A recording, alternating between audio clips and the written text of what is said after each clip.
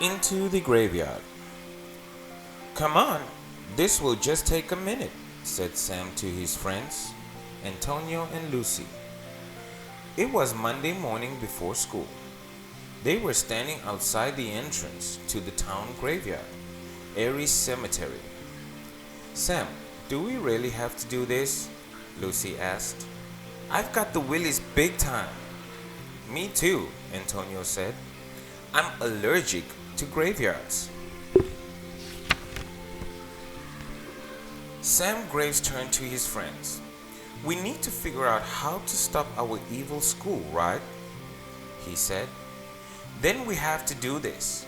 We have to learn as much about Eerie Elementary as possible. That way, we'll be able to fight it."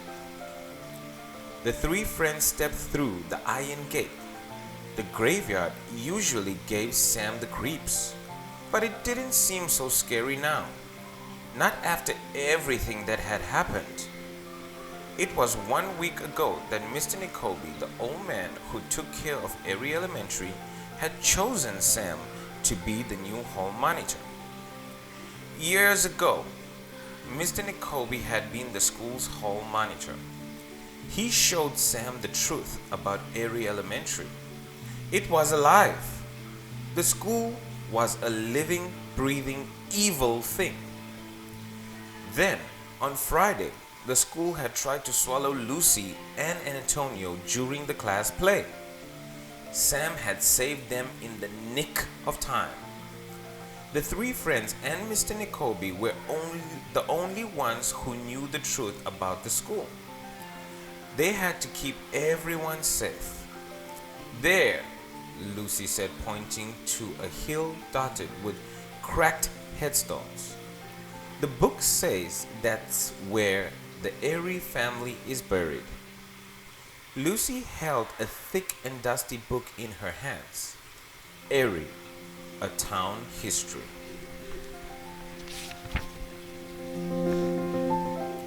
The three friends had spent the weekend at the town library looking for information.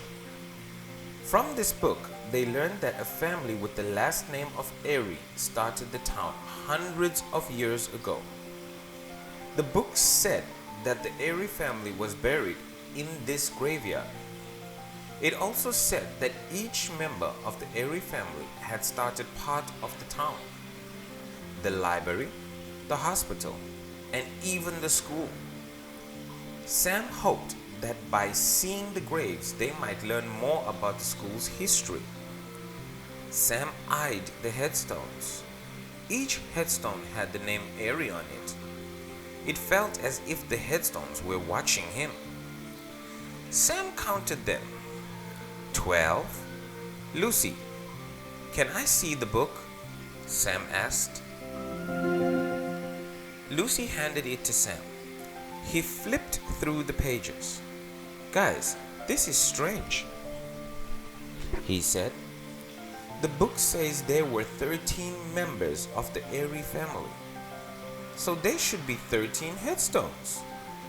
But there are only 12. One family member is not buried here." "Weird," Antonio said. "You know, it's no surprise all this creepy stuff is happening in a town named Eerie. Eerie does mean spooky and strange." "Whose grave is missing, Sam?" Lucy asked. Sam's eyes darted over the names on the headstones. Then he looked in the book.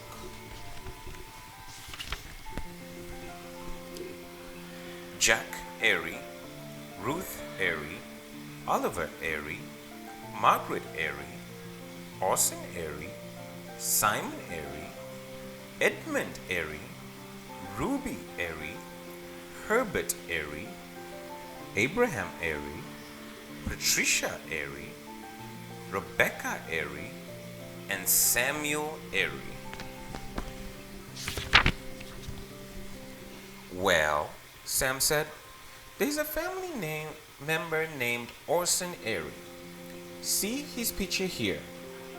Antonio peeked over Sam's shoulder. "Wow, look at his mustache," he said. "What is that thing?" Sam rolled his eyes and continued, "But I don't see a headstone with that name. And this is even weirder. Austin Eerie was born in 1871, but it doesn't say when he died. There's just a question mark. I wonder what happened to him," Antonio said.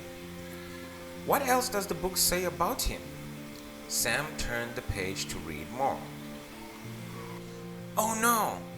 Lucy yelled. "It's 8:15. We're late for school." Lucy yanked the book from Sam's hands. She stuffed it into her backpack. "Come on," Antonio said to Sam.